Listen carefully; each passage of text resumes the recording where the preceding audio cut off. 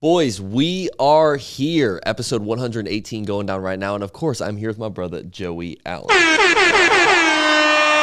What's up, brother? How you feeling, Joey Allen? Good. I'm happy to be here. Bro, I'm so excited for today's episode, man. Me and you've been trying to get this guest in here for so long, it feels like. But it's God's plan. Yep. You know what I mean? Everything's all about timing. And I don't think this could be a better opportunity to get him in here, bro, for real. With everything that we got going on, everything he's got going on. But nonetheless, I don't want to take a super long amount of time on this intro. I'm very excited about today's episode, and our guest is about to be here. So let's go ahead and jump into Win of the Week. Let's do it. Ladies and gentlemen, this is Win of the Week with my brother, Joey Allen. Do you want me to start us off? Yeah, you go first. Okay, so I've got a really good Win of the Week, bro. Okay. I'm going to tell you right now. Obviously, everyone that watches this podcast knows that me and Joey are diehards when it comes to Jacksonville Jaguars. I know what it is. Obsessed with the Jacksonville Jaguars. Ladies and gentlemen, after years of dealing with this misery and all the bullshit that goes on with this team, the man himself, Trent Baalke, is out as the Jaguars GM. Good riddance. Thank fucking God, bro. Why did it take this long? It took so long. And I think the thing is like, Shad isn't a huge football guy. So for him, like Shad Khan, our owner, for the people that don't watch a lot of football, but he's not really like a huge football guy. So for him, it's kind of difficult for him to like pinpoint what the issues are sometimes with the franchise. But all the fans knew Trent Baalke. Yeah. The reason that the reason anything bad has happened over the past like 3 or 4 years has been a result of Trent Baalke. Did you see there was a Skype call with Shad Khan and Trent, and there was somebody else on the call, but they weren't on the screen, and the other person had asked like the position with Trent and like what are they going to do? And Shad had said something along the lines of, well, if my new head coach wants him out of here, we would have to do what we'd have to do. And then Trent's on the Skype call and he's like, wait, what? It was just so I heard about this. He was like dissing him right next to him. Well, it's funny because like a lot of things with the obviously we're in a head coaching search right now, which we aren't in a head coaching search right now, but we were for a pretty long period of time. And it was funny because even when we had Doug in there were still so many things that Trent was doing that were causing the team to be worse, bro. Do you think we should mean? have got rid of Doug? Oh, that's such a like loaded question, bro, because like there's so many little like bits and pieces to it. I really like Doug. I will say this, bro, out of all the head coaches that we've had, I loved Doug, bro. I mean, he was like, I really thought that he was going to be our long-term guy. And I think he just fell into a situation at the wrong time, bro. And I think that some of the decisions that were made that weren't really like Doug's fault, you know what I mean? He kind of took the blame for it and a lot of things, but I think if Doug would have just kept calling plays, and it would have been a little bit more of like let's keep Doug. You know what I mean? He's playing a bigger role. But I think with him bringing in Press Taylor and with just a lot of the decisions he would make, bro, like I wasn't really in favor of him anyway. To be honest, I was in favor of let's clean house. Yeah. You know what I mean? I'm tired of it. We should have cleaned the house years ago, though. No, literally. It should have been a year ago. We should have definitely cleaned house. And now Liam Cohen, the new Jaguars head coach, bro, I think that this is a much better situation than we were in before. And I'm just going to go ahead and throw this out there. I don't know. I know we're Please don't say it. I know we're still looking for a new GM in the Jaguars office. I want to nominate somebody. Who? Someone that's been on this podcast. Tell Devin? me Mia O'Brien. Mia O'Brien would be so cool. That would be so sick. Wouldn't that be so cool? Yeah. I called into 1010 the other day. And I was going to mention it on the air, but we were just like talking about something else. And I was just like, God, I want to just say like Mia O'Brien. She needs to be the dude. It's funny because I think Mia would be really good at the job, bro. I mean, obviously, like this is all just a fucking joke. Like, I don't know if Mia would ever even want to do something like that, but she's she's so good with sports. Yeah. You know what I mean? It's just like at this point, I think our bar is so like low since Trent left. Don't say that because Mia O'Brien would not be. No. I'm just saying like, I think anyone could go in there and do a better job. You know what I'm saying? But I think we obviously like think so highly of Mia and she's so cool. But I had to throw it out there. I think it'd be so funny if Mia O'Brien was the new GM. I saw someone comment that on one of the pictures she posted. I was like, yo, that's a fucking genius idea. That'd be good. We'd go to the Super Bowl. Yeah, no. So shout out to the Jaguars for finally cleaning house and making things happen in that front office. It's been a long time coming, brother. But no, what's your win of the week? My win of the week is not for the city, but shout out. I'm so happy Jaguars. Next year's our year. My win of the week is actually my smoker that I got. I won at a holiday party in December. And so this is the first time I think I've talked about it, but I've used it at least 12 to 15 times. And boy, let me tell you, every piece of chicken, every rib, everything I take off that motherfucker is to die for. Is it hard to like Like, is it hard to use? No, so I have a pellet smoker, and I think so. I'm like, there's like a lane of smoking. So like, you know, you have fishing, you got working out, there's a smoker where like all these people love smoking, and so like there's subgenres. So like working out, you have CrossFit, you have bodybuilding. Sure. So smoking, you have pellet smoking, cold smoking. There's a bunch of different smoking. Okay. And then you have pellet smoking. So pellet smoking is like the CrossFit of working out, I think. Okay. Because it's like you just have pellets. You load the fucking hopper and it does everything for you. You just set the temp and it does. So my smoker is fucking easy. I just load it up, set the temperature, and it smokes. You got to check it every couple hours, make sure the wood chips are like going good, whatever. But no, it's so How's easy. the food? The food is to die for. What are you usually cooking on it? I've been cooking a lot of chicken. Okay, I might have a problem. I'm addicted to chicken. I love chicken. I love chicken, brother. I eat Chick-fil-A 3 times a day. No, brother. We love chicken. Man, I'd do anything for the chicken. Yeah. But yeah, that's my one of the week. Can you smoke fish on it? You can. Yeah. I I haven't yet, but I don't really like fish like that. I probably would just to do it. I smoked some cheese on there. Really? Some brie cheese, like a big old wheel of brie. Oh That my shit God. was I've never good. even thought about that. That's It was funny. so good. Yeah, dude, I'm very excited for today's episode. Also, great win of the week, by the Appreciate way. you. Yeah, gotta love a good Come eat some smoker. chicken. You can, dude, I would love to, seriously. But no, I'm very excited for today's episode. We got a very special guest in the building today. Let's go ahead and jump right into it. Let's go.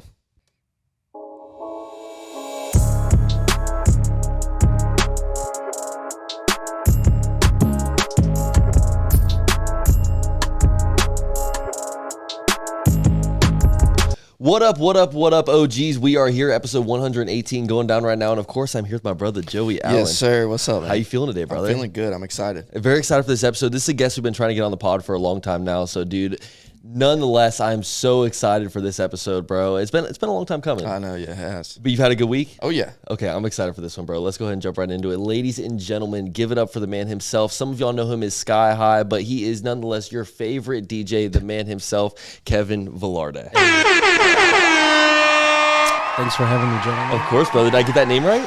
Yeah. You got it Okay, right. Yeah, cool. Last name is perfectly pronounced. How's everything going, bro? Pretty good. Good morning. I'm actually glad that we had the 11 o'clock versus like the original 2 o'clock that we had. So this is perfect. Yeah, I like getting them done in the morning time. It's definitely easier. My brain's on a different level. Is it? Yeah, your guys' energy is like on point. Like I've been up my since energy's- 7. Really? I've had Same. 2 cups of coffee. Same. Yeah. And I didn't even go to sleep till like maybe 3 last night. That's crazy. Yeah. Yeah, same. And I'm like, my energy's on I don't know point. what it is, man. Like, well, we've done episodes where it's kind of in the afternoon, and you just kind of feel like, you know, all the stresses of life have already hit you at that point. Yeah, You know what I mean? That afternoon drag that you're trying to like. For that sure. slump. We haven't been hit yet. Yeah. We're still happy. Yeah, give it time. Everything can go south very quick around Yeah. here. No. We'll see. But, dude, let's go ahead and paint the picture for the audience, bro. So, DJ, obviously, is that the main thing that you're doing nowadays, bro? Yeah, I mean, I was producing for a little bit, but yeah, primarily now it's DJing. I'm doing a little bit of artist management too, just kind of like side. Yeah. But yeah, pretty much DJing and whatever. How'd you get into that lane? Oh man, so my history is, I moved to Florida on a whim. Like I was telling him, Nick, before the podcast started, that I was a completely different person before I moved here. I was like in hardcore bands. I was like going to hardcore shows. I was getting in fights. And Where'd you every move night. from? Virginia Beach. Yeah. And so, I've always been into dance music, but more so like my background's like metal music or like, hardcore music. Okay. And so, one night I just got real smash, and I had like an epiphany the next morning that I was like, okay, if I stay here, like the night before I moved to Florida, I was like, if I stay here, I'm gonna either die or I had a gun pulled out on me the night No before. way. Really? Yeah, and In like the rock star stuff. Like, yeah, I mean, we Were would you go to mosh pitting and stuff? yeah, I've seen some With crazy guns? stuff. No, but like, Holy we shit. would go to shows, and then, after the shows, it'd be an after party. Yeah. And then there would always be a fight at the after party. And then like, yeah, I had literally the night before, I think it was that week, if I recall, like, I think I had a gun pulled out on me like twice, like That's just wild. in my face. And like the second time I was like, all right, if I stay here, yeah, I'm going to either be dead or in jail. So yeah, I moved here. And the funny thing is I wasn't even trying to move here. I was trying to move to Tampa. And I don't know, it's a long story, but yeah, basically when I moved here, I wanted to, actually be in bands again, but I realized that I think I moved here right when the metal scene had just left. Like there were old metal venues like the Imperial or like Plush. They were already like leaving, and I just got here late, and so naturally I was like, well, I can't be in a band, and I was like, I went to my first festival, and I was like, all right, I think I want to do DJing. That's kind of how I got into it. Yeah. Do you think it was like being in that environment in Virginia Beach? Do you think that was like a result of the people that you were around? Like that's why you're getting into like some of these situations? 100%. Because I think like out of my group of friends that I was with, I was the only one that worked a full-time job. Like I would work from like 9 in the morning, 9 at night, and then literally just go to a hardcore show, get hit in the face or get in fights, and then go to an after party and then get in more fights. And it was just like every single day. How does it turn into you getting a gun pulled on you? Like how did that happen?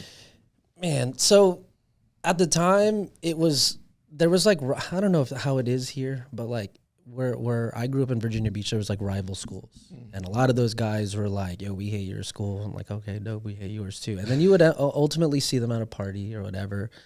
And yeah, that was pretty much what it would be. We would go to some random party, and I'm like I get along with all different types of people. So even though I was in the hardcore scene, I didn't necessarily consider myself like a hardcore kid, because like I had other friends that were like roughnecks. I'd be like in lifted trucks going mudding, stuff like that. So like I had like different types of friend groups, and yeah, like we would just get into fights because someone would start something with like a female. It wasn't like fights that were like unwarranted. It would always be like someone's being a creep to like one of our homegirls, and then it just so happens to be like someone from the rival school. So then it would get in a fight. Some shit has to happen. Yeah, and then a lot of those guys can't throw hands. So what do they do? Like you get a gun pulled out on you, and then a lot of it's like, okay, put the gun down, and you could square up.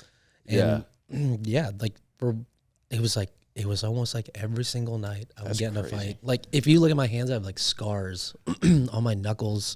God, from dude. Yeah, you do. But I'm not gonna lie, bro. Like that scene, I would be getting in a fight 24/7 too, just because like I hate mosh pits. I would never, dude. I don't like, even if we go out, like there's times where we've been at your shows, or we go out and just like go to other DJ sets and stuff like that, and it's so many people in such a like crowded area, and like the dude next to you when they're jumping super hard, and especially if they land on the white forces, brother. I'll tell you right now, brother, we are throwing hands. Meet me outside. Like it's swinging. So it never took a lot for me to like get super fired up in situations like that, just because I don't love being in like a huge crowd of people. I remember when we went to 3 Points. This is, I think, 2 years ago in November, and dude, it was so many people at God, whose set was it? It wasn't Rufus. It was one of those big names that were out there, and it was in like a kind of a tinier spot. Mosh pits during Rufus would be crazy, dude. Yeah, no, it wasn't. It wasn't even like really a mosh pit. It was just a shit ton of people really excited and like all doing their thing. And dude, it was. Oh, you know who it was? It was Kate Tronada. And he has a really passionate fan base. Yeah, too. And so it was we were like front row Kate Tronada, and it was just so many fucking people.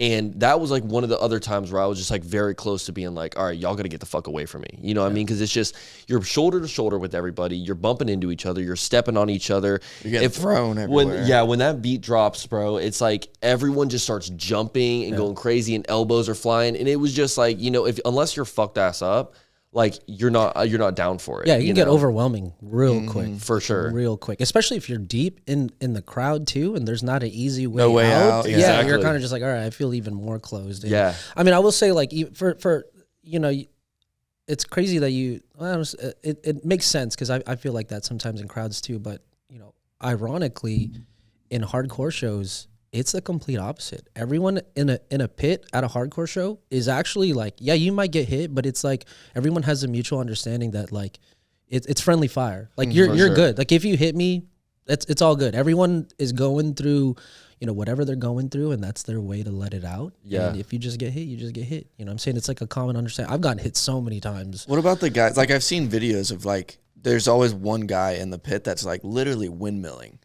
Is that always the guy? Upon? No, it's in there, and it's always the guys that are like low key too. Like they come in like their heads like a down, sports jacket. Like, they got like khaki shorts. They got like Vans on. Then like you could see them. Like I was that guy. I'm like and honestly, I'm like still like that too. But I'm like kind of just like low key until like I'm in. Shit goes crazy. Yeah, but it's guns being pulled out on me were because of like the fights that happened outside of shows, for sure. And it's just I'm a person that like I I will always stick up for what I believe in, especially if, other people they're trying to, and maybe, they can't themselves. I've just always been that type of person. I look out for my people. For sure. Yeah. Yeah. And so if there's creeps, it's just, I'm the same way. You're going to fight somebody. Yeah. Just unfortunately get a gun pulled out. I'm very protective over my friend group, bro. Oh, like absolutely. that's exactly how I am. Like those are my people. And honestly, like I'll go to war with my boys over anybody. Yeah. I'll take, I'm a ride or die, dude. Yeah, for sure. I'm a ride or die. We can go down together. I don't know how many times I've been in fights with my friends because like someone starts something with them. But are you ever with a friend group? Like there's been times where we're out, we might have been drinking too much, and I almost wish somebody would try something. Oh, dude, yeah. Just because. No, I mean I'm not normally like It's not like you're looking for it, but it's more so just like the energy. Like you have the pent up energy. You got like the boys with you right now. You You're just like, know if somebody you don't want tried, this. it'd be bad. And sometimes it's in the situation where like if you're at a It's called intrusive thoughts. I know. Because you're like, man, if someone did fight us right now, well, it's funny because sometimes we're all scattered out. So it looks like it's just me and Joey in here, but really we got like 7 or 8 people around us. Yeah, and you don't even know we're all friends. So it's like there has been times where you kind of have to like flex your muscles a little bit. Like someone's trying some shit and you just got to roll up with like the 8 of y'all and just do whatever. And honestly, bro, in moments like that, usually it gets shut down a lot quicker than when it's just you and the homie. You know? A lot quicker because they're like, oh yeah, I don't want any of this because I can. But see, that's the thing is like when you get in a lot of fights, like I've been in a lot of fights, I always you always like kind of look around first because there's always like guys that hover. They're like crows, and I'm a crow because like a lot of my friends. I'm normally not the person that starts fights. Yeah, I'll jump in if I need to, but like anytime in the past that my friends were about to square up with someone, I'm like the guy that's like hovering, like I'm just circling around. Yeah, for sure. I'm just because I'm also like looking out. I would be the spotter too, where I'd like see. I'm a back then when I was getting into fights, we would always yell like 1-on-1, right? Mm-hmm. Yeah, and I'd be the type of person that's like, yo, tag me in if someone else just jumps in. So I'd be like, get in. And I don't like back then I wasn't, I was a lot smaller. I was barely eating. I was just drinking a lot. So you wouldn't expect me to throw hands, but I'm like, I'm fast and I can hit hard. Did you ever knock anybody out? Yeah. I've like so bad that I think it was like either that same week or the week before. So in Virginia, 40 ounces, right, are legal there. You can't get them here. That's probably the reason why. But like the same guys that would pull guns out on us, I think it was like one of those fights. I like took the 40 that I had and cracked him on the head. Oh yeah. Yeah. And the crazy thing is that it didn't break. He just dropped. Yeah. Cause I knew he carried, right? Yeah. So I'm like, dude, if you're gonna You got to do something. yeah, like I got a 40 in my hand, you got a gun. All right. Yeah. All right, brother. Swing first. I was like, I'm gonna strike you first for sure. Yeah, so the first time we got in a fight and I cracked him and he was out, and then I think we got into another fight like the same week or something. I can't remember. Was still concussed? Yeah, well, I just so having another 40 in my hand, and this time it broke and he dropped. And you know what? Now that I remember, that was the last week that I was in Virginia because I was like, this is getting too heavy. Yeah, for I'm getting sure. guns pulled out of me, and then in turn, I'm like cracking people with 40s. Yeah.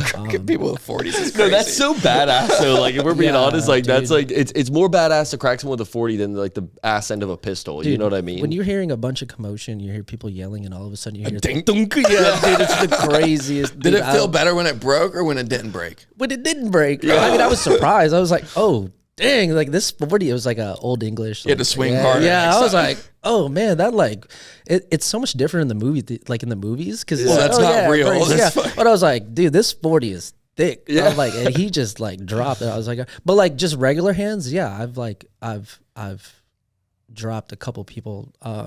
The craziest story. And I was saying like, it's gonna be a long story, but like I moved away from Virginia Beach to get away from fighting. Right. Yeah. The first night that I was here, remember I was trying to move to Tampa, and I had a friend who I hadn't seen since like middle school. He's in the Navy. He was like, dude, I heard you're driving through Florida. Stop by. I'm in Jacksonville. I was like, come with me to a party. And he's like, he was in the Navy, and I hadn't seen him in forever. So I go to a Navy party. Everybody in there is in the Navy, and I'm like trashed. And I asked the owner, like, hey, can I like use your bathroom? He's like, hey, someone broke the bathroom downstairs. I was like, all right. He was like, you can go use the one upstairs. And this is a crazy story. I'll never forget this. But so I go upstairs and I completely forget that he was like, hey, second door to the left. I open the first door, and the second I open up the door, it's a girl naked on her bed crying, and there's like 3 Navy dudes Oh gosh. in front of her. And at the time, I'm like trashed. Like I was like, "Ooh, my bad. I think I might have like walked into something." So I'll never forget this. Out of all the things I don't remember that night, I do remember this. Like as soon as I was closing the door, she looked right at me, like tears, like eyeliner just dripping. Yeah. And I just closed the door. I maybe got like 2 steps out. And I was like, walked back in. And these fools were like, yo, close the door. Like they thought I was going to join them. Yeah. Dude, I didn't even say anything. I like kind of closed the door so I knew it wasn't fully closed. I kind of just like tapped it. Yeah. I went right up to the first dude, dropped him. Mind you, these guys are like taller than me. Yeah. Right? Like one guy's like 5'9", the other one's like 6 foot. I think the other one's like about 5'8". I mean, yeah, about 5'9". Yeah, so pretty much near 6 foot for all 3 of them. 5'9", 6 foot. Yeah, I mean, yeah. That 1 inch is a lot, right? Yeah, that's a big deal. Yeah, no, I dropped the one guy, and then I got him good too because I was like running on tequila. So I got the first guy, dropped him, then I jumped on the other guy, started beating the hell out of him. Then the third guy jumped on me and started beating me, and then the girl ran out, and my friend knew that I was upstairs. And he had his friend like come up. He was like, dude, this girl literally just ran from upstairs. So both of them ran up and we all just got in a fight. Literally my first night in Jacksonville from That's leaving. crazy. And that's why you got away from it. That's the reason why I stayed in, because I was trying to move to Tampa. But were there guns? No guns. See, okay. That's good. We're making progress. Just hands. Yeah. Any 40s? Yeah. And I, man, I was kind of upset that 40s, they're not allowed here. Unless you go to like some random bodega in like South Florida, you can probably get them. Yeah, he didn't have his weapon of choice. No. I mean, I'm down to square up, but like if you pull a gun on me, I'm gonna get something. What am I gonna do? For sure, yeah. Like, hey, I'm gonna fight you with my hands. And you got a gun? Like that's not fair, bro. Like exactly. But yeah, that's the only reason why I actually stayed. I was in jail. The owner didn't really care what happened. He just knew that we were all upstairs. I got thrown in jail, which at the time I didn't know where I was at. And come to find out I was in Green Cove, like the jail out there. And St. John's County, baby. yeah, dude. Yeah, it's better than Duval jail, I'll tell you. Yeah, I didn't realize, I didn't learn that until that weekend. And luckily the girl came in and got us out. But ultimately I ended up staying because they tried to press charges on me for assault. Went to court, and basically they were trying to put blame on me that I was the one that like assaulted them. Yeah. The funny thing is, from what I remember, is that the judge was like, wait, you're telling me that this young man, which again, I'm like, at the time I was barely eating, I was just drinking a lot. He was like, you're telling me this guy beat up you 3 and you guys are in the Navy? Yeah, exactly. But essentially, long story short, the girl testified, and she was like, no, they were like sexually assaulting me, and this guy just came at the right time. And that's still, dude. and I'd Good stay shit. for court. Dude. But that's legendary because it is fun. Like it's more fun whenever it's warranted like that. Like whenever you feel like you're just like doing a good thing, you know what I mean? And like standing up for somebody like that, it always feels better in that case. And there's a little bit of like motivation behind the punches too. You know what I mean? 100%. You're like, you're like good doing this for somebody that can't defend themselves. Yeah. You know? And it's funny because literally the night before, that's when I got like the gun pulled out of me. So I'm like, dang, I just tried. You can't catch a break. Yeah, dude. And I was like, man, That's what you get for being a good guy. Like I literally just moved to another state and I'm already getting in a fight. It's so funny because you like when we first met, like we were chatting it up for like 30 minutes before we started recording, and it's like that's the exact opposite of the type of guy that you strike me as. You know, you would never know, just like super chill, laid This back. man got out of his car with 2 plants for us. He's like, I have gifts. Yeah, man.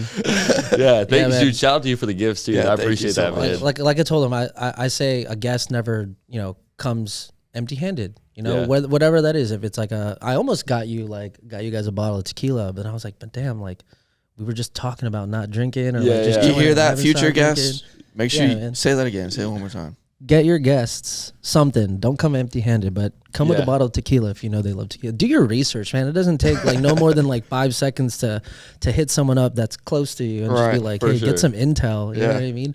Yeah. My intel was it just happened to be exactly what I wanted to bring you guys. Yeah, no, dude. I appreciate it for real. The gifts are dope. Respect. So whenever you first got into being a DJ, was it the same style music that you're playing right now? What exactly is your DJ style right now? Like, is it a techno house kind of vibe, or how do you describe it? So if I'm playing like a support slot, if I'm like supporting like a headliner, or if I'm playing at a festival, it's just bass music and trap. Okay, word. Right. But then if you see me like at Surfer, it's pretty much, we call it open format, where I can literally play everything to like appease different types of groups. Yeah. But then like when you get into like 11:30 midnight, and we've built like our following there, that like that's when they start to ask for the heavy stuff. You have to play the heavy stuff. Yeah, I mean, that's when you'll see a lot of my style more come out. For sure. Yeah, dude, I love your style. I'm just gonna be honest, like, cause me and Joe, we've been going to Surfer for a long time now. And for the people that don't know, that's like one of the bigger like club scenes or whatever in Jack's Beach. And there's not a lot of like nightclubs in Jack's Beach, but like this is like a bar that also like can get down like that, you know? Well, the funny thing is, you know, for the longest time, my best friend who I DJ with, we, you know, when we were playing at festivals and playing at shows, we were getting offered to play there. We were like, it's a bar, you know what I mean? Like, cause then it's in the name. And to kind of paint a picture, the second floor of where we typically DJ at every Saturday, there's like a little DJ booth, and the DJ booth is no more than like the size of the couch. Yeah, it's probably, actually, you're right. Yeah, probably the size of this couch. And I think they weren't expecting for it to get big at all. And so, you know, when Jay, my best friend, we started, you know, playing there, we treat it as if we were playing at a regular club. Yeah. When it comes to energy, when it comes to talking on mic, like we started treating it like how we know how to treat it. And ultimately it turned into something that I don't think they were expecting. Like, I talked to the owner, they're like, we've seen what you guys have done to Surfer, and it's a complete, like, this is not what we were expecting. Oh, dude, people go there just for y'all now. It's like, it's funny because I'm all about the music. Whenever I go out, I'm all about the fucking music. And I'm obviously there to socialize with the boys and like see all your friends and do whatever and have a good time with people and socialize the whole nine. But dude, there's nothing better than going in there and just raging with the homies, dude. And like when the music is on point. And it's funny because I would always go to Surfer, and I just knew that on Saturday night the Surfer music was always fire. I didn't know that you were a DJ. Yeah. I didn't know, like, because I mean, you know, shout out to, you know, my core friend group, where now a lot of them aren't really going out as much, but like Mikey, Macy, like all the boys, like we would go out there, and it was like we were looking for what Surfer was on a Saturday night, and you couldn't find it anywhere but Surfer. And I never knew that you were the DJ. I never knew who J Palm was. I never knew any of the behind the scenes of what goes into like y'all throwing these shows. And we just knew that the music was fucking fire. You know what's crazy? I have very fond memories. Like, you are the reason me and my girlfriend have the bond that we do for like a certain part, because like there's memories of us Saturday night just fucking going hard at like 1:30 in the morning. That's what I love, dude. We didn't know his girlfriend had it in her. You know what I mean? Really? Like, Me either. and then And once like, we went out, I remember that. Like, we're like grabbing hands, just fucking go. Like, it's like, But see, that is what I love to hear, because, and I think that comes with, you know, some skill, because I think that's probably why we've done so well, is immediately we knew when we started DJing there that we knew it's a high percentage of people that don't necessarily listen to dance music, right? So how do you get those types of people to? I mean, I think if you're DJing, your job is to take risks and to show people, you know, things that they didn't know they liked. You know what I mean? And so obviously there's different things like your energy, like AK Rennie, your energy, you can't help but like, dude, she's feeling it. Why can't I'm gonna feel it too? Dude, she could be playing jazz music and I'd still be so fucking hyped. you feed off energy, right? Yeah. So you couple that with like being able to play certain tracks that people may not necessarily have heard before instrumental wise, but if you like throw lyrics on it that they know, they're like, oh, I could totally get down with this. For sure. You got to take risks too, and I think that's why we've done so well. Is another thing too, you're talking about energy, you know, being able to move like that. It's been a while since I've seen, like, I've been to clubs, and a lot of people at the club scene, they're just kind of just like, they're afraid to dance. I feel like they're kind of afraid because everyone's like, yeah, too cool. But like Surfer on a Saturday, we've built it to where like, and I'm vocal too. Like, especially when I'm drinking tequila, I'd talk shit sometimes. I'd be like, if you're standing in the front, like, because a lot of people want to be up front, like, you know, feel it. Yeah.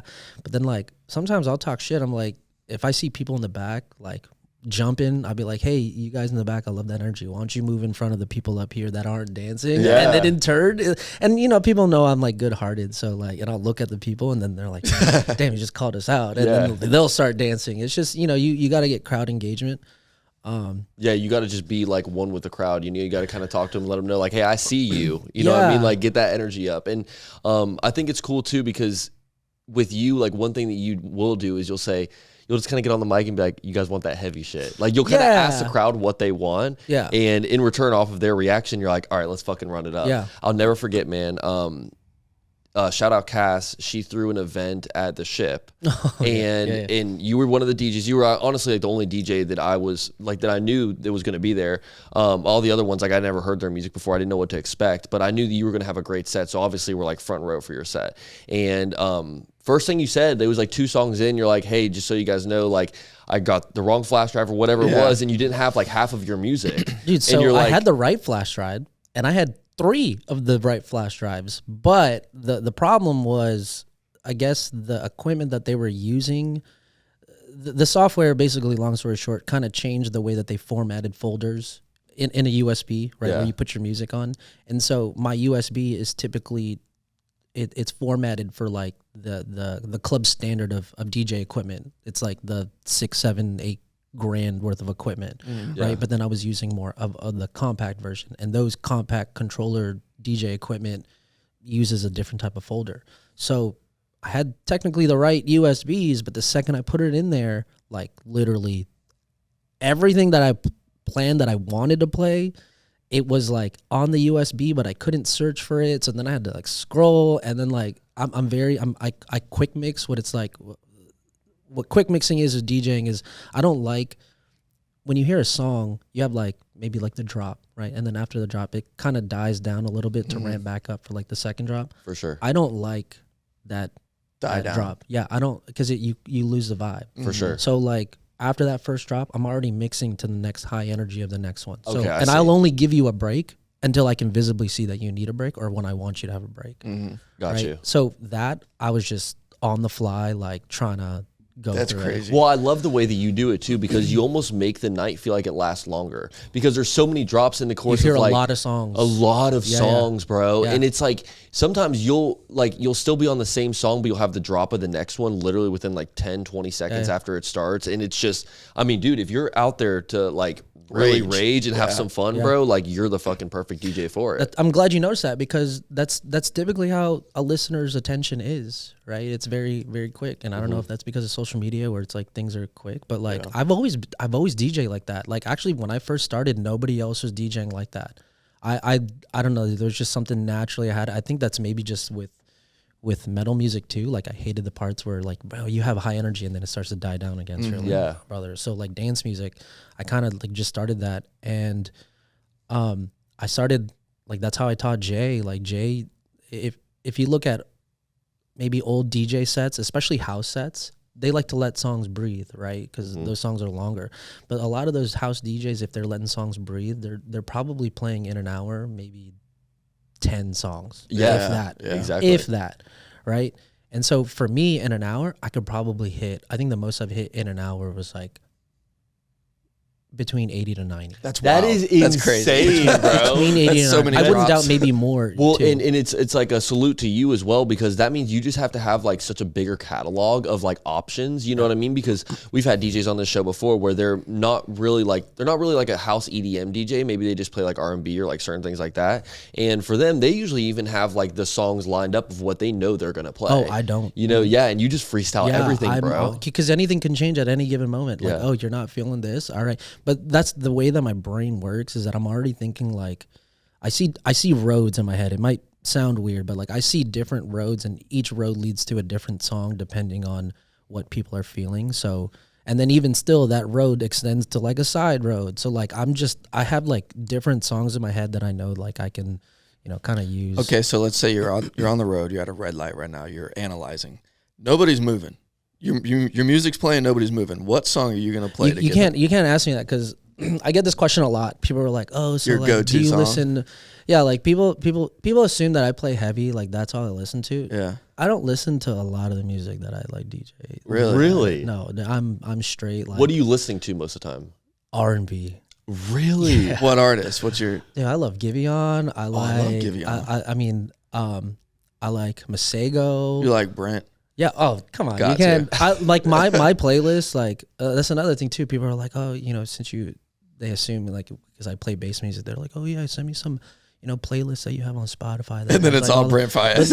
It's like I have one playlist, and it's called About Last Night, and it's like all songs that you would want, like you would hear at like the 2 a.m. Yeah. You know, like I'm a very like night, like 2 a.m. type of vibe. Yeah, he's a chill guy. Yeah, He's just a chill guy. That was good. Because it literally is like, you know, you have like deep songs, like whether it's like Mac Miller's Cinderella or Oh goodness. yeah, it's like those types of songs that you hear late at night, or Yeah. like you might have like a section where it's like The Weeknd, but it's like his trilogy, you know, like that type of vibe. Like that's the one. Is there any old Future in there?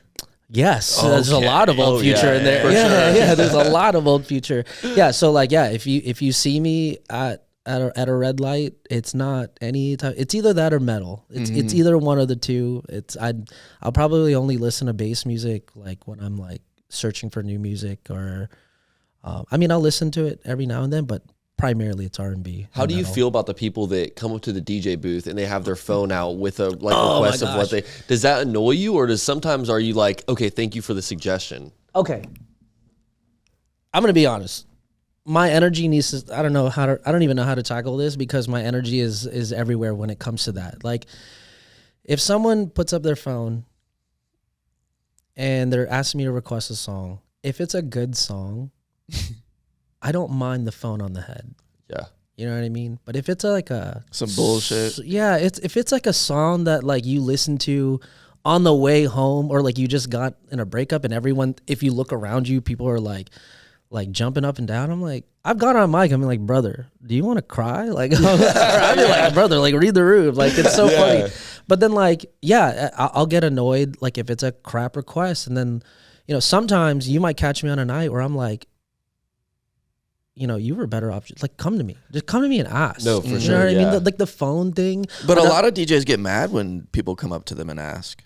Sometimes, and you know, you have people on like I've seen this thing where it's like people are like, "Oh, that's your job as a DJ, so like to play whatever I put on like on my phone." But it's not. It's not. Like sometimes I'll joke around, you know, I'm like, I'm not a jukebox, or like, Oh yeah. and that's again, I've said that before, when it's a request of like a song that you listen to if you just got broken up, or like you're at home, that you're not in like Or a something club you can't setting. really throw like your style, like over your style of DJing. Right. You Doesn't know? match. Yeah, and some songs like are genuine good song requests, but like we're on like little USB sticks. It's not like I can pull out my phone and like put on a Spotify. That's another thing too, as well, is like there has to be an understanding with like, you know, a lot of these people also expect for you to stop the song that you're on just to play their request. Even though you're already like Yeah. 5 songs ahead, like you Yeah. have this mapped out. Yeah, and I mean I can easily adjust if it's a good song request and it matches what we're feeling. Like I hell yeah, I'll totally play it. I'll play it right there. Yeah. You know, but if it's like complete opposite of what I'm doing and what, you know, we normally do, I'm like, Have you ever gotten any crazy messages on the forehead? What's the craziest iPhone message you've gotten on the forehead? Like on Snapchat or whatever, when they do it, where they walk up to the fuck thing. me. Did you do it? No, I'm a virgin. Aren't we all? No, it's crazy. Girls, dude, there's a lot, especially with that window behind us. Yeah. There's people get crazy. That's the thing. Like I love how we built it, because I think I'm just Jay and I are unapologetically ourselves, and we just like to genuinely have a good time, because we know that also translate energy, you know, looks to other energy. And I think people, when you see people just don't care about, you know, how they're looking, whether they're dancing, whether you're goofy or not. No one's trying to make sure that everyone's like, we're goofy as hell too. So people are like, yeah, these DJs are goofy as hell, that maybe I could, you know, be myself too. Like we just don't care. Like be you, you know what I mean? For sure. So I think on the opposite side of that, people get really bold and people get even crazy. Dude, I've seen like girls like smash their boobs against that window. There's a window behind us, and it connects the DJ booth. Like from the DJ booth, if you look behind us, there's a window, and the window is like the patio where a lot of people go. So you see just same girl that said "fuck me" on the phone, smash her boobs. Like, Yeah. I'm like, bro, smash boobs on a window is kind of fun. That's crazy. That's crazy. Hold that thought. Let me play this song real quick. Turn back around. That's a good distraction. yeah. Hey, it's a good way crazy. to also, if they request a shitty song, that's a good way to convince you, I'd say, probably. Yeah. Yeah. Nah, that means nothing. ain't gonna work. Yeah. Smash boobs on a window does not equate to me playing your song. No. A good song is going to equate to me playing a good Facts. song. Yeah. How many songs do you usually have on that USB or on the flash drive? I have a lot. I can't Thousands? even more than that. Really? I had to like re-up my USB because I think I maxed out like my 64 gig, and that was because I couldn't 64 was like the size that I could manage, where I was like, okay, I haven't played this in a while. I'm gonna take it out, and then if I'm feeling like, oh, maybe I'll bring this back, so then I would have to remove something I haven't played. I would have to switch it out. So I literally just re-upped on like 128. So now I could put literally everything that I've ever wanted, because you never know where you're at. Oh, no, 100%. Yeah, you never know. And I'm sure your sets change based off of your location as well, right? Absolutely. Yeah. Or like the different vibe, a different type of people. I mean, it changes every night. You know, I mean, again, like I understand that there are different types of people that don't necessarily listen to, you know, dance music. So I'm a very observant person.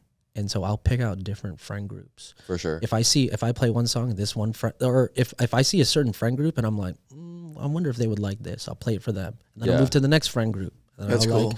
I'll like see, okay, well, what are they liking? Are they feeling this? If I don't get them, if I play a song and I don't see them moving, then I'll go to the next one. And then I'll just move from different friend groups. Is it ever difficult whenever you're in the crowd and someone else is the DJ and they're just not reading it the way you would? And you know what I mean? You can almost like notice the audience is like you're like, oh my God, I would destroy Like they could be this doing set. better. Yeah, like they could be doing better. Like, does that ever like bother you when you're like in the, like, do you ever want to go up to them and just be like, Play this. yeah, like you don't want No. to give them tips and tricks? Okay. No, and because I know, I don't know. I mean, I just think that's not.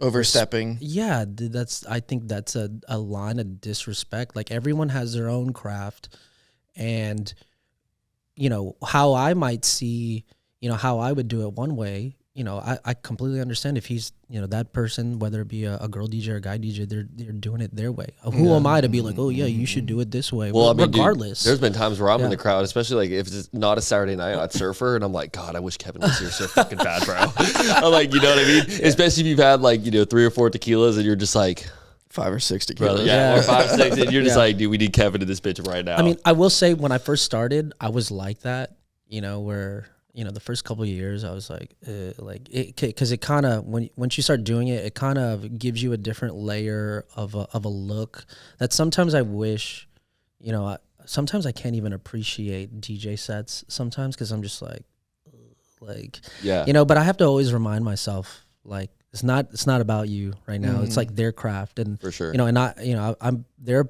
Maybe been times where I was playing and somebody else was like, this ain't it. You know what I mean? So I try to be more mindful because we're all in the same type of field, and you know, we all have different styles, and you know, I've just tried to remind myself to appreciate whatever they're doing. Yeah, if they want a SkyHye set, they better book SkyHye. Yeah, straight up. Yeah. And speaking of SkyHye, I wanted to dive into this, bro. How the fuck did you get this name? So the name is not from the movie. It's not, which, mind you, I've never seen the movie. Okay, Pretty good movie. I haven't. That's what I've heard, brother. It's such a good movie. That's what I've heard. You should watch it. It's such a good movie. I think like that's why I put it off. Like watching it is just because you know Leave the mystery. Name. Yeah. So like a couple of years ago, I used to just go by my individual name, and then a couple like maybe about 10 years ago, maybe 8 years ago, there was one of my best friends who moved to Colorado, who I used to DJ with.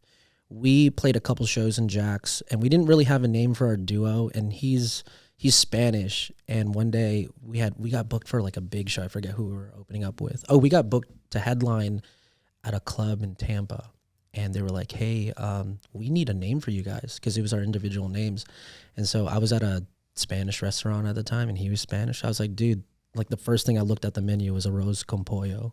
It's like chicken and rice. Yeah. So I was like, dude, let's make that our name. That's hilarious. And we headlined this slot, and you know, we knew. I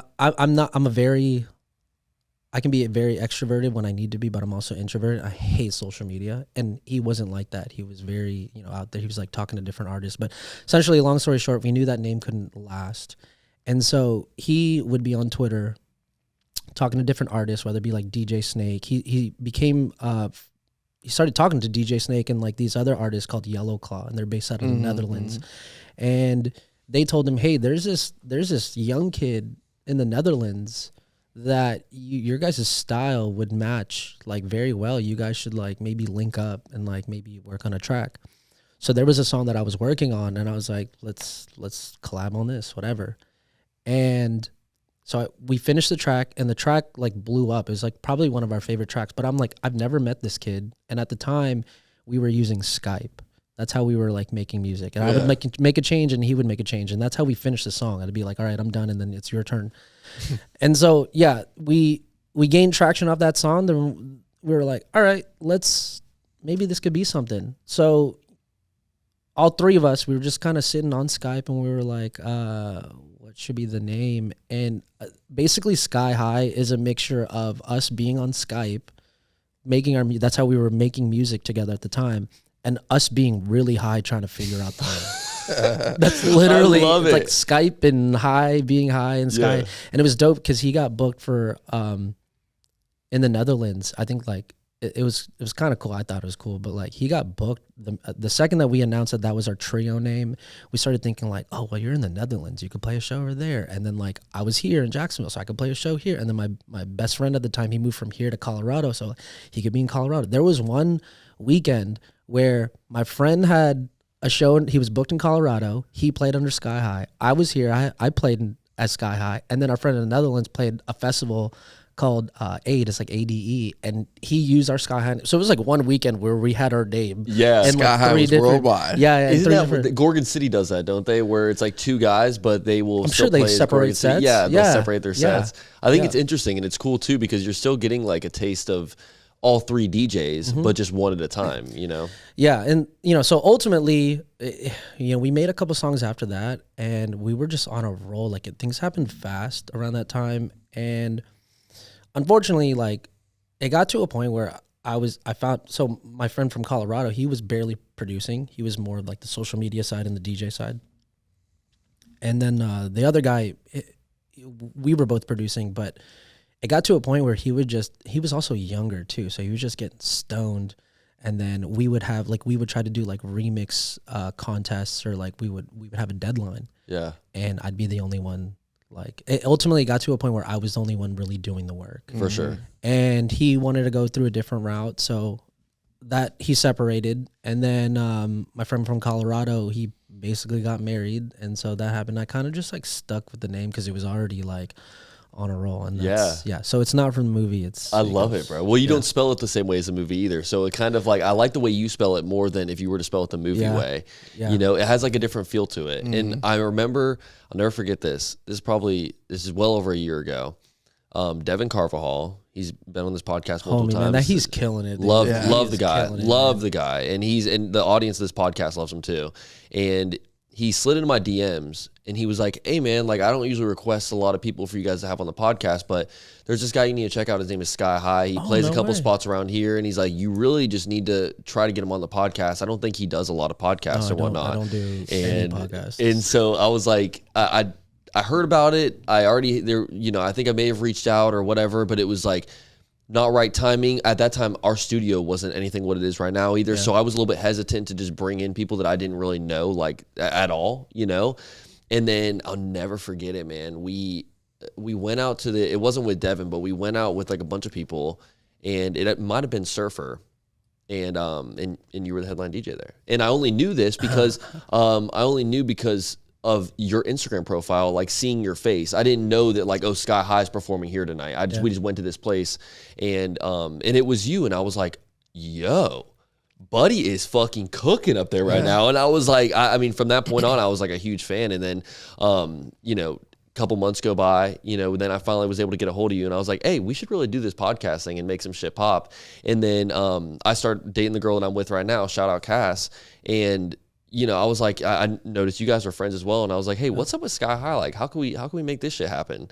And she was like, oh, well, he doesn't do podcasts at all, and he's actually very private person. Yeah, I was gonna say he's actually very private. He's like very like whatever. He's like, he kind of just lets his music speak for him. Yeah, and dude, I mean, when we finally were able to make this episode happen and start like diving deep into all this stuff, I was just like, this is a fucking legendary collab, bro. I appreciate that. Is this your first podcast you've ever done? Ever. And I've literally, I appreciate that. Again, maybe it's because of a mixture of me being private.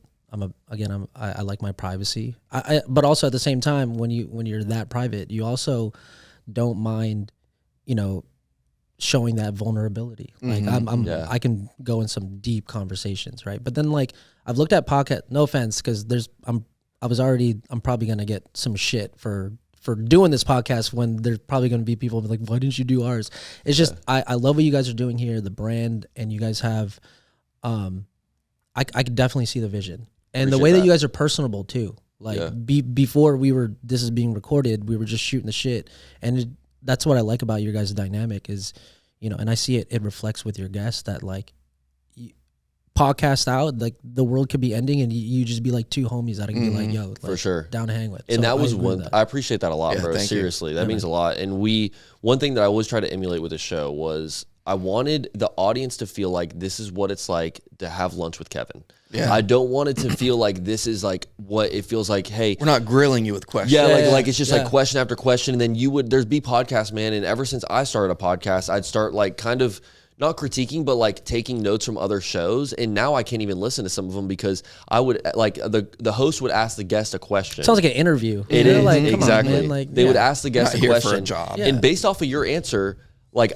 they wouldn't even have a rebuttal question to like go off of what you said. They would just already have the next question lined up. So I told Joey, like when we first started like really like structuring the show and stuff, I was like, no questions, nothing pre-written. We just sit down, we do our research on the guest, and wherever the conversation takes us, that's where it takes Brother, us. it's a dance, and I think that's how conversations, really good, genuine conversations are. It's a dance. Like For sure. We're literally bouncing back and forth, and I've seen in some cases where podcasts are literally one sided, where it seems like an interview, and I'm like, I don't want to do that. For sure. Our best podcasts are when we sit down, me and Nick, and we don't have to say a word. Oh, yeah. The guest Is just that sits there it? and just They're just goes. yapping. I love it. But it's cool too because when guests yap a lot like that, then we're able to ask them questions about little things that they say, And they'll throughout just their run. thing. They'll just Yeah. run with Yeah. it, and it's cool too because I think as a listener of podcasts, like what people want. I think they would prefer to see what it's like to actually hang out with you on like on a friend level, you know what I mean? As opposed to like two random people coming up to you and being like, hey, can we ask you these 30 questions real quick and Right, record it, you know?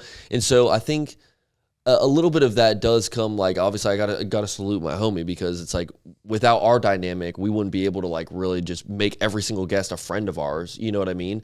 But no, dude, I appreciate you saying that because like, that's kind of how we've structured the show. While we're on the topic of SkyHye, okay, I took to Twitter this week, and Joey doesn't know that I did this. So this week I took to Twitter to ask the listeners of this podcast to give us some suggestions for Joey's DJ name. Okay. Oh, this is great. So the people of Twitter have spoken, and Joey, don't look at my phone while we go through these, but these are a couple of the suggestions that we have.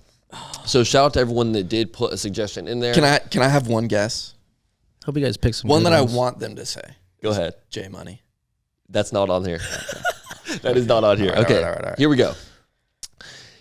And after I get done with this list, I want you boys to kind of give me like I wanna like look top so bad. three. Like give me a top three of some of the ones top that we three. like. You know, let me Okay. know some of the ones because we gotta narrow down a DJ name for Joey Allen because we know he ain't gonna be a rapper.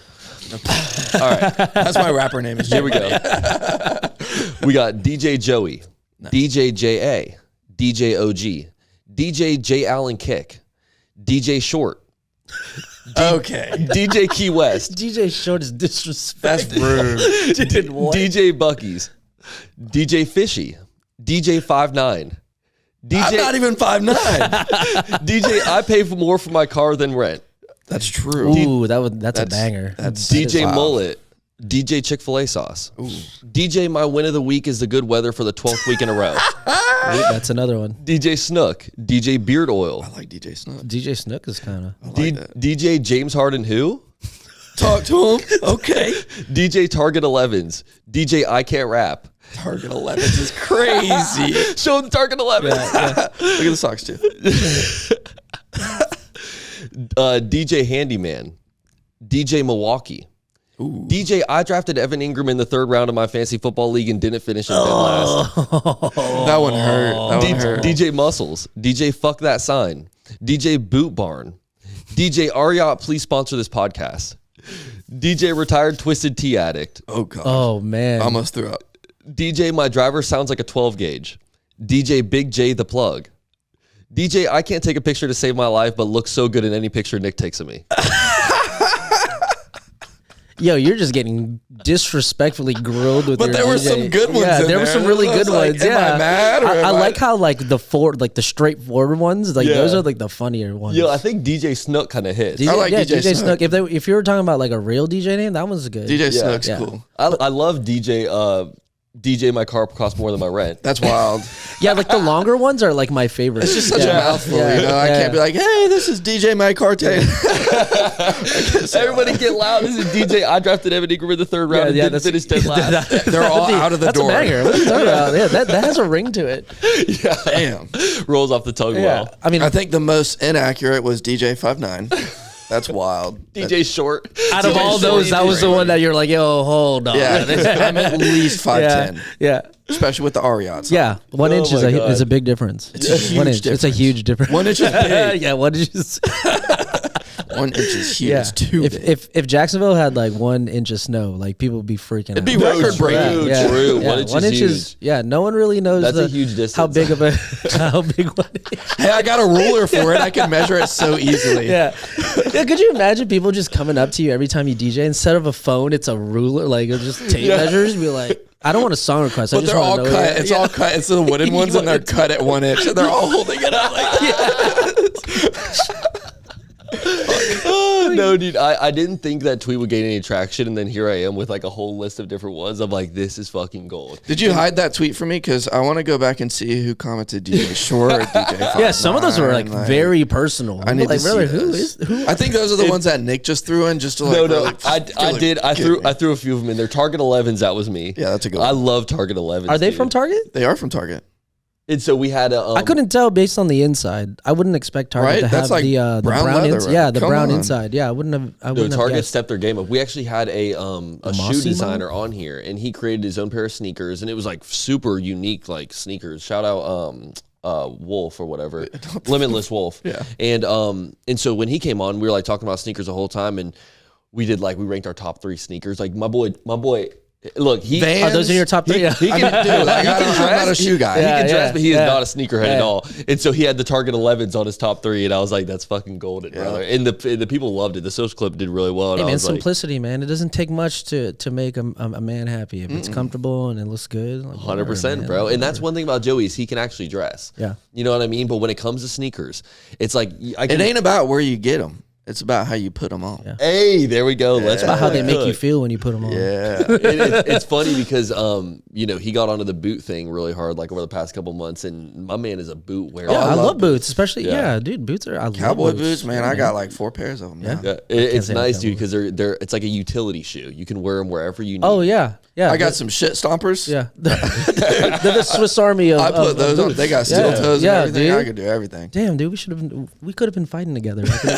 You know what? Let's I'll tag you in, be like, yo, we need that. just come in with a boot. You just see like the whole crowd of people just split And then in I'm the just middle, running. and you just like go walk. Boot is Bring in the boot. You can even throw Das them on the boots. hands too, and just be like double utility, Yeah, bro. dude, just stomp it on people. No, it's funny. I mean, yeah, my boy can dress. For the longest time in our old studio, what he would do is he'd always wear a different button-down shirt. So in our old space, it was always a floral button-down shirt, and to it be would floral. change Hey, every the week. floral. Bro, he was Banger. It was hitting. Floral's a banger. Not But a lot of people would.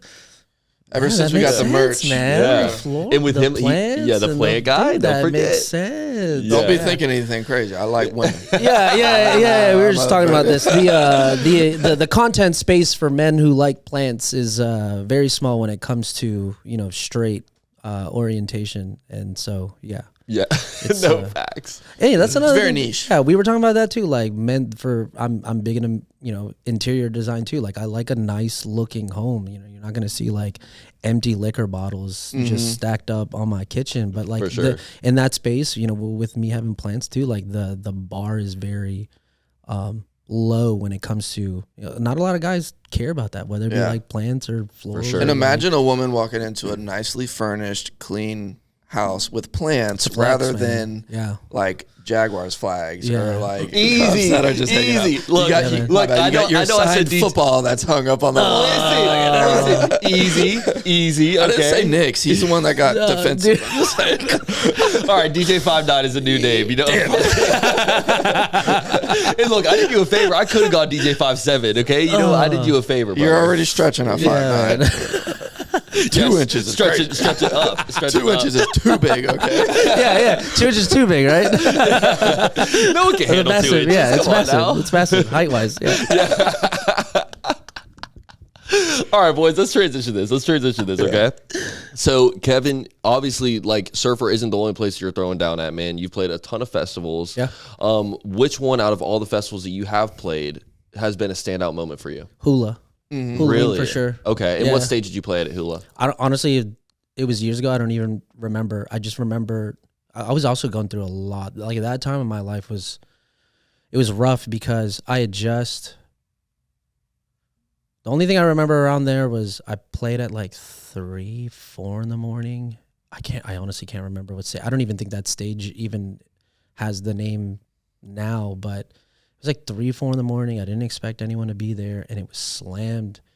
I had just lost my grandma like 2 days before. I had just my laptop that had all my music saved completely, like, I think I like tried to install like the new Mac system on it, and it just erased my whole hard drive. So I had like no music, and I was just like going through I was also in like a very rough like relationship at the time. And so like, and then like one of my best friends at the time, he came with me, and he was going through a tough time too. And there was just so many things happening that, you know, I immediately was like, 3 and 4 in the morning. Like, this is a great opportunity. It's huge. I was like, no one's probably going to show up. And I was just overwhelmed the second I got on because it was, like, packed. And, that was also that. Everything that led up to that made it more worthwhile. Unfortunately, like, the best friend that I took with me because he was going through a tough time ended up committing suicide. That was the last festival that we went together. And then the weekend after, I had to play a pre-party for EDC Orlando. But that was like the festival. He was like, do you have no idea what that meant to me? And he committed suicide like the weekend after. Oh my God. Yeah. Bro. So around that, like that festival, just, you know, the conversations that him and I had, cause you know, we were both going through it. But I remember one of the things he was like, you know, that set was like everything I needed. Yeah. And it's crazy cause I knew he was going through a rough time, you know, but I didn't know it was like The extent. that. I wasn't yeah. expecting that to be like one of our very last times, you know, being together. So, dude. Yeah, that festival to me is, but the people there too. Like the types of people that go to those types of festivals. One of my favorite festivals is like Electric Forest, which is in Michigan, and it's like Halloween, but like on a grander scale. Yeah. And just the type of people that you meet, man, it's like you feel bad for just doing anything like not honest. For sure. Because you're just genuinely around other honest people. Yeah. You know what I mean? So yeah, that festival for sure. Sometimes moments like that mean so much more whenever you've got the world stacked against you too, bro. Absolutely. Like, Yeah. You know, it's almost like the reward is so much greater whenever there's so many more factors that are stacked against you in that situation. Which It's was like you're what I being was saying. tested. Exactly, which was what I was saying about you gentlemen having this place. I was everything, you know, you guys were like about to throw in the towel. Yeah. Everything was against you. Guys couldn't find a place, and then now look, like the space is incredible. Yeah. So Dude, I appreciate that, bro. Yeah, we definitely, me and Joey have definitely had our thoughts about like, is this worth it? You know what I mean? And I think sometimes like we were mentioning earlier, it's like you don't realize that you go you take that one extra step and you've hit the point that you want to hit. You know what I mean? Everything's just waiting for you right along, like right at the end of this wall, you know? And if you don't break down that wall, you'll never know. Like you were saying earlier, that miner meme where you got the guy on top, he's chipping real close to the diamonds, and you got the guy and at he the just bottom. quit right before the diamonds. Yeah. Yeah. And you know, I think like that just goes to a testament of like how, you know, when you're working that hard and it's easy, like you never know like the kind of impact you literally make, whether if it's you guys doing this pod or like whether if it's me just playing a set. Like I'm over here like, oh yeah, it's just a set. Yeah. You know what I mean? But like for him it was like a big deal, and it could be a big deal. Like everyone's going through. Oh dude, like, I've had times, man, where, you know, you're out with the homies and you know, like your one buddy, I mean, like I'm not gonna say his name on here, but like, you know, he just lost his job, was going through a rough breakup as well, didn't really have a ton of friends at the time.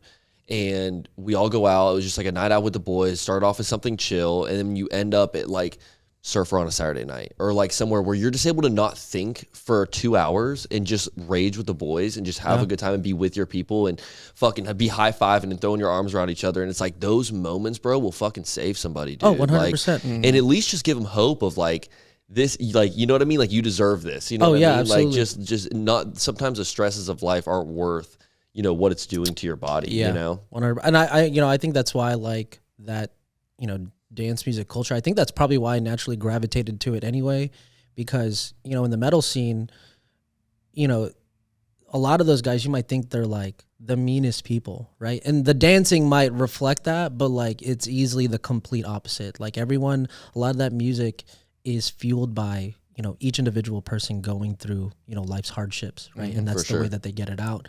And so in dance music, you know, I was able to naturally gravitate with that type of crowd too, where, you know, you go to one festival and it's like a drug. You cannot help like feeding off of everyone's energy. Yep. You know, so, you know, it kind of just snowballs after that. And, you know, they also say like, there's this thing where if you notice, like a lot of people start to find out like some house crowds aren't it.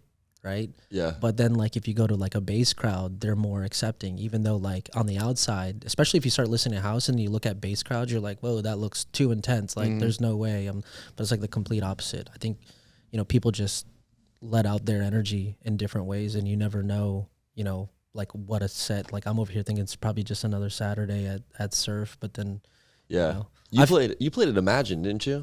Yeah, I did play at Imagine. Where's that at? Yeah. So it was in like northern Atlanta. I've heard of that like festival. I outside. just don't know a lot about it. Like, and I know that it's a huge festival and everything. Yeah, so I don't think they're doing it anymore. Maybe they took a break. I know like COVID kind of did some things. Like I heard some rumors that they couldn't finalize on a place, and so they canceled, you know, 1 year after. It was like the first year after COVID, and then they did it right after the year of COVID. And I think it was just a shit show that they kind of just like maybe stepped away. I think that was the last time we played it.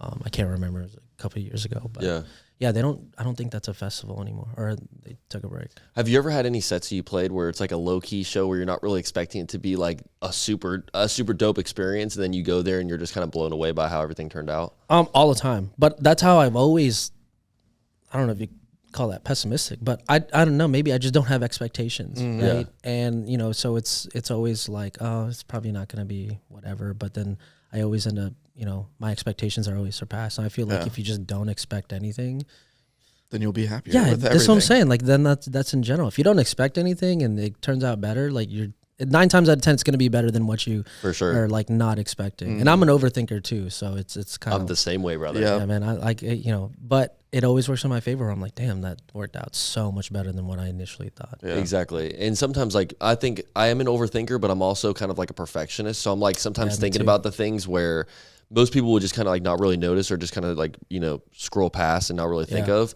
I'm always like very detail oriented and like looking at like every little bit of everything. And Same. Sometimes it can, you know, like, you know, stab you in the back, and it's not always the best thing. But then in other situations, it's like, then it really does like help going that extra mile. Oh, absolutely. Know? Yeah. I mean, in the quality too, especially if you're that very attention, if you're, you know, you have that level of attention to detail, like the quality ends up 9 times out of 10 speaking for itself. No, you know for sure. Because you have a certain eye for things that you want. And you're right. Some other people wouldn't ever recognize whether we were talking about, you know, your leg being across. Like other people wouldn't have ever noticed, you know, your leg being across, you know, Nick's. So, oh no, for sure. Yeah, but you know, attention to detail. Aesthetically, it looks good if it's not. Oh, babe, brother, you know we're all about the fucking I love the aesthetic. This is my vibe. Yeah, if it ain't orange, we don't want it. You know what I mean? And no, but dude, I think that there's a lot of things you can see in your music where you are very like detail oriented and like pay attention to that stuff. And I mean, it shows, bro. I mean, I don't know a lot of people that don't want to go see a SkyHye set on a Saturday night. I mean, he's playing 90 songs in an hour. Yeah, true. No, I'm going to try to beat that tonight. I forgot it's a Saturday and I played tonight. Yeah. Have you ever had a time where you you know, maybe like ran into some hardships as a DJ and you felt like you wanted to throw in the towel? Oh, all the time. Really? So, you know, when I was like, when SkyHye was like at its ultimate peak, again, like, I think for me, I've always had trouble with like social media. Like, again, because I'm a very private person. I had like this, mind you, I've lived different lives. And so I've had experience in the past where I was like internet famous on this old website that used to be called Stickam, where I don't even know how, like, hundreds of thousands of followers, and like it's kind of like a mixture of Twitch before Twitch was Twitch. But basically, like, long story short, when I did that and I was sponsored and getting paid, it also came with, you know, at the time being catfish, or like people using your video to try to catfish other people. This is before the term catfish even came out. Okay. And so one time I got threatened. I had just got like my first credit card and I bought a MacBook with it to start streaming, you know, because my followers were like massive. I remember one guy, I don't know if it's a guy or a girl, but someone like came into my live chat one day and dropped my credit card number and my parents' address. Wow. And that's when I quit Stickam. Like, I just disappeared. And I like got rid of all social media. So for years, like, I just stayed away from it. Shit, that'd make me fucking stay away from it too. That's Jesus crazy. Christ, bro. So in turn, you know, once I started DJing, I'm like, damn, dude, like, I have to have the social media part. Like, so I will say a lot of, you know, what we do in music, it's a lot of networking. Like, you could be really like not as good, like maybe not high level, but if you have a brand, or if you are personable, Know the right people. if you know the right people, that you could take that brand far. So for a while, like, I was like, dude, like, I'm having to juggle between, you know, the music side and then like the more marketing. personal, the more personal side. And that's For why sure. I became friends. Well, not one of the reasons why, but like, that's, I think, why my friend Lewis, who, you know, I was in SkyHye with, who, when he moved to Colorado, he was doing the social media aspect. I let him handle it. Yeah. So, but those times where I wasn't, you know, when I was the only one that had to do it myself, that was a big portion where I just was like, I kind of want to throw in the towel, because like, it's either music or I have to do this. And sometimes, like, that's how it is too. Like, some artists feel like they have to make content in order, you know, like, for their music to be seen. You know, it's not like how it used to be when I started. But, you know, I had suffered from what's it called? Not an identity thing. But I know exactly what you're talking about. Yeah, where you feel like you're not the person that you're displaying. Yeah, or what's whatever. it? I can't even think of it. I know exactly what you're man. trying to say too. It's so easy. I'm so blank right now. I know the exactly what you're terminology trying to is. say. It's like Not an identity crisis. No, it's not an identity crisis. But it's where you feel like the person, like, you're not the actual person that you are. Like, the person that you're acting like and displaying for people isn't the person that you actually are deep down. I cannot think of the name of what. Yeah, imposter syndrome. Or Imposter something? syndrome. Imposter syndrome. Yeah. Like that. You know, I struggled with that for the longest time. And yeah, that was like one of the times where I wanted to throw in towel. Even when around that time where I was like playing shows, like, my mental health was so bad, like going through like terrible relationships. And then like I almost committed suicide. I actually failed committing suicide like 2-3 times while SkyHye was starting to pop off. Yeah, that's the crazy thing. That's why I look at I'm glad life. you failed. Okay. Yeah, I'm glad you failed too. I failed Jesus like Christ. 3 times. That's crazy. Yeah, dude. Crazy. God, dude, Yeah. that fucking breaks my heart because you're such a genuine dude, Yeah. man. It's like you. Oh, this shit. Appreciate that. this world would be a lot shittier without you in it, brother. Yeah, man, I look at things differently. Like, that was around the time I was trying to throw in the towel. And at the time, dude, I was like, my mental health was so bad. I was like, damn, I can't even kill myself. Like, I'm such a piece of shit. Like, Well, sometimes, dude, that fucking hurts. man. That's That's crazy. Yeah, it was bad. That's literally. But again, like, it was crazy because only my close friends knew that. But then, like, I'd go to my regular job the next morning, you wouldn't even know, or I'd like play a show, like, you would have no idea. But sometimes, like, whenever you, like, deep down, when, not to say like you're a bad person, but like sometimes when you are acting like a way that you wouldn't typically be acting, you kind of like fall into these groups of people where it just kind of reflects that. Yeah. And then it's just this unhealthy like circle of you can't get out of it. You're just drowning in like negative energy, you know? And until you really get with a crowd of people that like want the best for you and like truly love and care about you, bro, like that's how you escape shit like that, you know? 100%. Yeah. And I'm very big on self-preservation too. So, you know, if especially if you have a supportive core group of friends who support that and appreciate, everything that you are as a person. Yeah, that's huge. Yeah, around that, my throw in the towels were more focused on that, where it was more on like the mental health side. But yeah, I mean, honestly, COVID changed everything for me, because COVID kind of really made me step back. I mean, I'd already I think by that time I was already working on like my mental health, but like, I was like recovering and doing the self-work that like COVID kind of made everyone in the music industry kind of step back.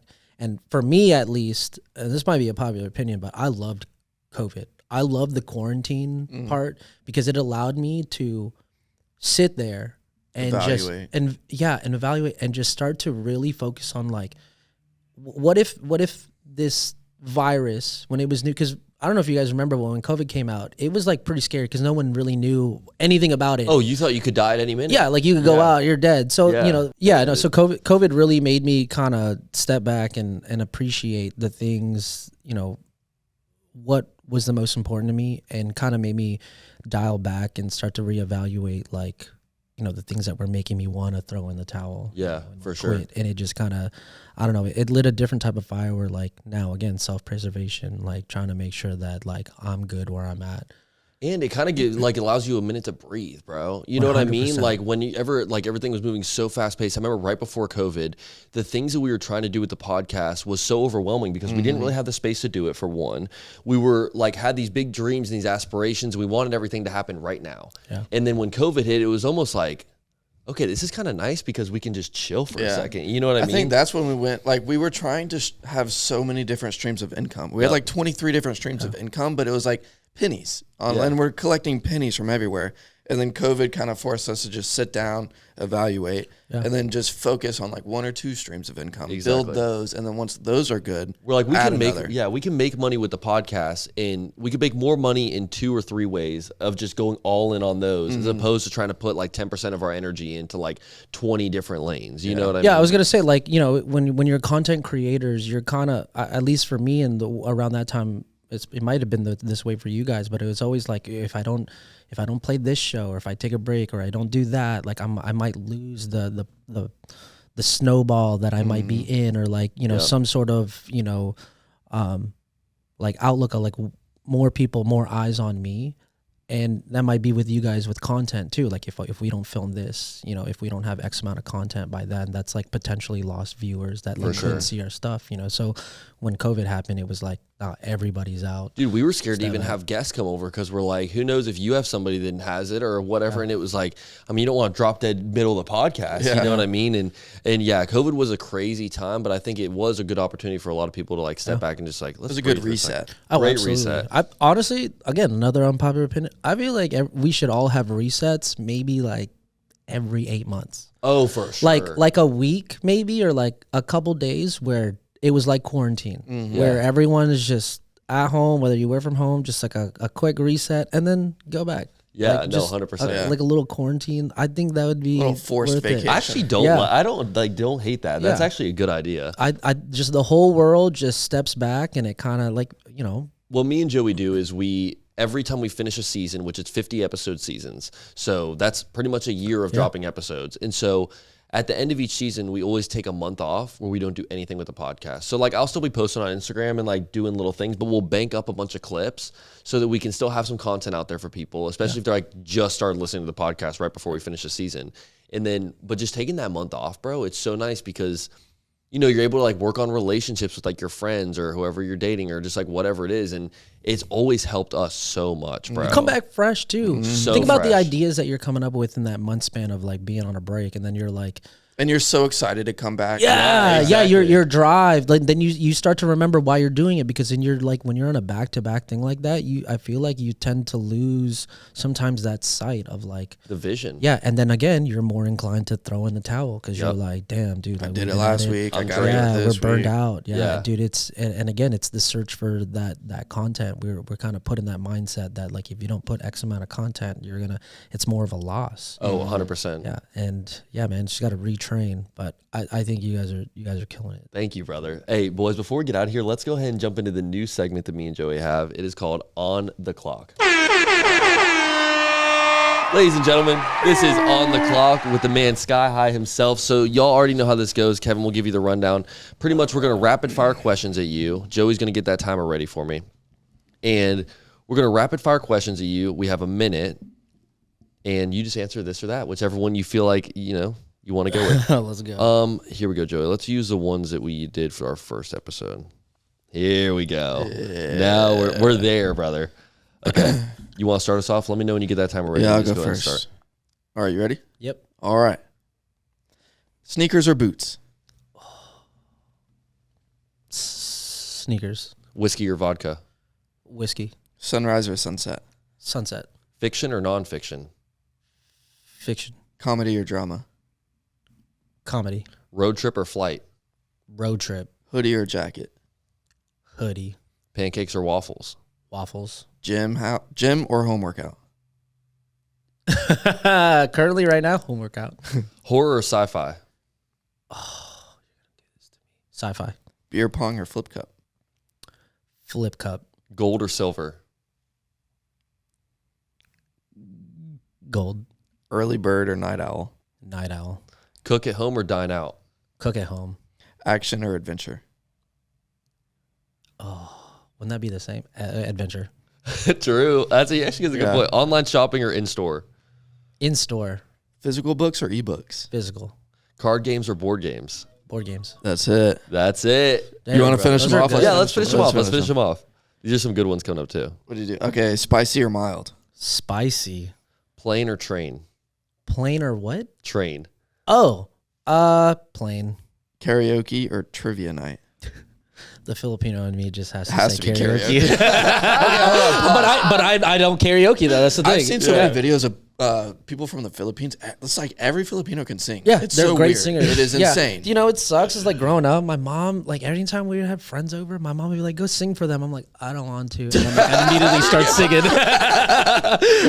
Yeah, That's so the I thing. didn't realize That's that was the actually a real thing. Yeah, That's man. so funny. There's a They lot can, of like, really, They can do covers and shit. dude. Like, Filipino singers are they're so talented. It's mind-blowing. They're so talented. Oh my god! I always thought it was just like a racial thing. People were just being mean or whatever. That's There's also a funny. joke too when you see artists. If you ever look on TikTok and you maybe search for like a certain artist in maybe Philippines, there's an ongoing joke where artists, they love the Philippines because their fan base sings louder than them. So the joke is like, oh, that's crazy. Like for example, Beyonce having a show at the Philippines, they'll be like, oh, that's crazy. Beyonce went to a Filipino concert. Oh yeah. Yeah, because like Filipinos, they sing great on key, and a lot of times they're louder than the actual artist. Why That's is that? funny.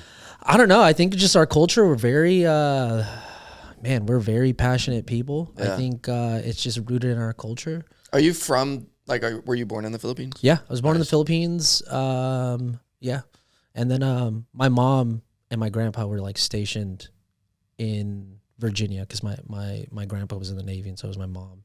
And so yeah, I think we were on vacation in the Philippines, and I was born there, but then came back to Virginia. Shout out to him. So before we get out of here, just want to get a piece of advice from you, from either all the young DJs out there that are looking to be at the level you're at, or just from my man DJ Snook over here. Yeah. What would Thanks be a for piece of choosing that advice?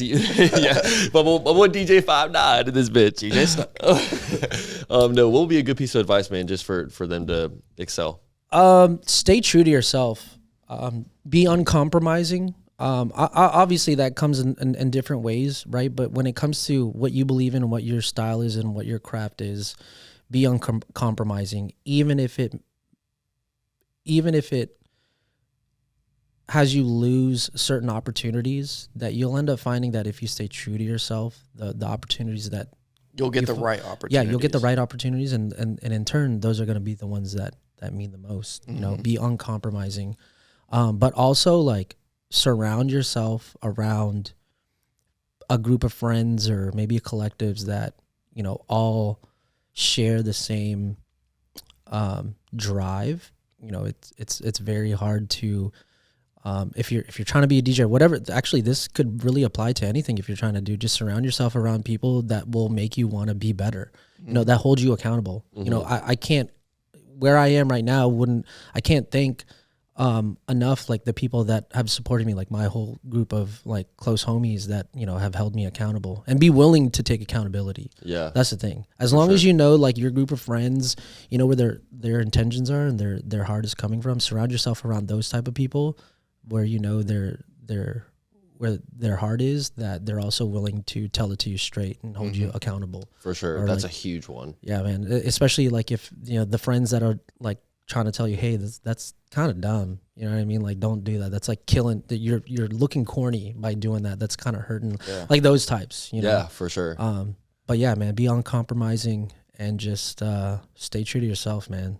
I love it, bro. Yeah. And you've done a great job with that. Thank you. Yeah, dude, I appreciate you coming through today, bro. Thanks for having me. Absolute fire episode. And you know, God's timing, man. Like, I'm so glad we were able to finally make this episode happen. Also, obviously, shout out Cass for being kind of like the bridge and getting this gap happening. You know what I mean? So, Cass and Devin too, like for real. Shout out Devin for even putting the name out there, because you never know how many times I would have been at Surfer and seen you DJ and never really make the connection of like, hey, let's get this dude on the fucking podcast. Yeah, well, very low key too. So. For sure, it was insane making the connection that you are the DJ that me and my girlfriend have had. I love that. Without you, their love is never. It wouldn't even be here. That's mind you, I've DJ'd like a couple who knew me through Surfer, and they asked me to be their wedding DJ. No, and dude, it was easily. And they're such great people too. That's funny. I'll hit you up next year. Yeah, dude. I got you.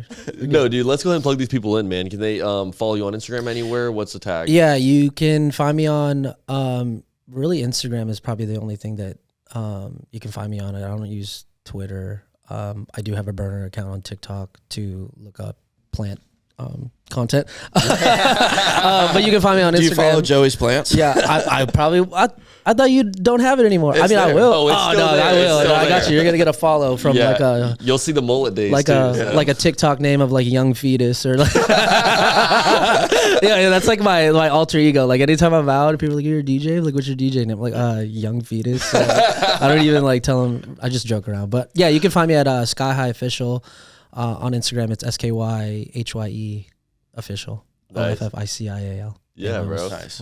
Yeah, definitely follow the boy, and then whenever you got sets coming up, you usually post them on there too. Like, especially if it's a big festival, right? Yeah, absolutely. So. Yeah, I'll post it on there. You can find me on the what's that like? It's not an away message, but if you look like if you're about to message someone, like the status. Yeah. I usually post it on there if it's like more local. So, one last thing before we get out of here, I forgot to mention it during the episode, but dude, shout out to you for that fucking Cinco de Mayo set. Oh, okay. I was gonna ask. The amount of people that I knew that were at that, like I was so pissed off. I don't know what. I think I was even out of town. Like I missed that set. Bro, I got so many people where they were like, just this was the best fucking DJ set of my entire life. So, dude, shout out to you for that. I meant to mention that earlier in the episode, and we just got onto a different tangent. I wasn't even like planned for that. They asked me to do that like last second. They were like, "Yo, we need you." Real quick, so we can before we wrap it up. Yeah. So, Jacksonville we had a taco tequila festival where it's just all things like taco, tequila, or whatever. And these two artists, Bonnie and Clyde, were playing, and they were headlining the show, and they're like dance music. And I feel like in their older sets, they were playing heavy, but they didn't. And so like literally within the last 2 hours before they're getting on, they're like, "Yo, we need you to close out like the last, like we'll give you 15 minutes. I was like, all right. And again, I can play like 80, 90 songs in like an hour. Yeah. So felt like 3 hours. Yeah. So they were like, all right, we need you like ASAP. So I was like, all right, I got 15 minutes. I went on. Within the first 2 minutes, they were like, oh, you know what you're doing. Yeah. Take 30. I was like, bet. And so I knew I had 30 minutes to make like an impression. Magic happened. So I'm glad you mentioned that because you hit me up like right after that. Yeah. Yeah. So I wasn't sure if that was because of the time. Dude, I just heard so many people that were at that set, and even Cass, like I was asking her about it because I'm sure she was there too, and it was like everyone just said it was a fucking movie, bro. Like you threw down over there. It was crazy. And it's funny too because it's like that was like what we were talking about earlier about those low key festivals you aren't expecting to be huge. It's like a taco and tequila festival. It's not a fucking house show. You know what I mean? But you threw the fuck. And down, again, bro. that's even big just for music in general in this city because dance music, right? It's still kind of a niche thing. Not everyone, but you have to understand that festival wasn't like a. Only people who also who love tacos and tequila love dance music. It was a mixture. thought that's how you found out about me. I didn't know it was through Devin. Oh no! Well, I mean, the original place He's I found been talking out about you was, for so long, brother. And I mean, honestly, just been a big fan, just going to Surfer and Thank stuff, you. and especially Thank since I've been dating Cass, like, and you guys are good friends. I was like, we gotta like really connect and make some shit happen. Obviously, dude, I think it'd be so sick to do a SkyHye live performance in the studio, like a little cool. sound check That'd be dope. sessions with That'd be dope. SkyHye. Yeah, that'd be We dope. gotta make some shit happen. down. All the OGs have been listening to this episode. Shout out to all of you guys. If you enjoyed this episode, make sure you drop a like, comment, make sure you subscribe to the boys. I think we're like 20 subs away from 1,000. By the time on. this airs, we might be there. So Let's Then you go. get live. yeah, then we get the live stream. So go. shout out to everyone that's been rocking with us. If you guys want to look as handsome as Joey Allen looks right now, go to ogsessions.com. That's a shop page. We got hoodies on there. We got the hats. We got a ton of shit right now. We got fucking teddy bears on that The bitch. windbreakers are a big hit. Go look at the windbreaker. Yeah, That's check, nice. yo, the windbreakers are a sleeper for sure, and I love, dude. They did a lot better than we were expecting them to do. The white beanies were hitting too, but no, obviously ogsessions.com. That's going to be y'all's place for all that stuff. If you guys want more bonus content, patreon.com/ogsessions. Choose a membership that's right for you, and let's get this thing cooking, baby. We got so many like different types of content on there, secret sessions. Also, honestly, if you just want to get episodes earlier, we drop episodes 2 days early on Patreon. So if you guys are sleeping on the Patreon, that's on you. We can't help you there. And you can just support us. Obviously, We if love you just the want to support the support. boys, man, it's Come like it's on. $2 fucking dollars. $2. Come on now. And then if you guys want to keep up with what me and Joey are doing on a daily basis, social media, Instagram is going to be OG Sessions Pod, X OG Sessions Pod, and TikTok OG Sessions. Because I guess TikTok is back now. So It went away for like 12 hours and we got it back. we're back, baby.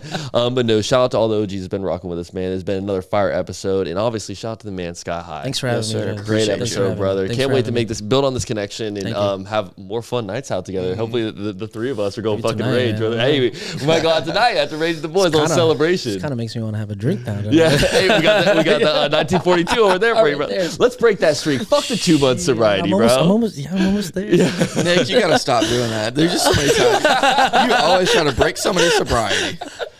And any of the people that are listening to this that are trying to go through right now, I'm like, oh, fuck that guy. Yeah. Sober people don't go around Nick. Yeah, no, for sure. Yeah. But no, it's another fire episode. Boys, we'll see y'all next week. We are out. Peace.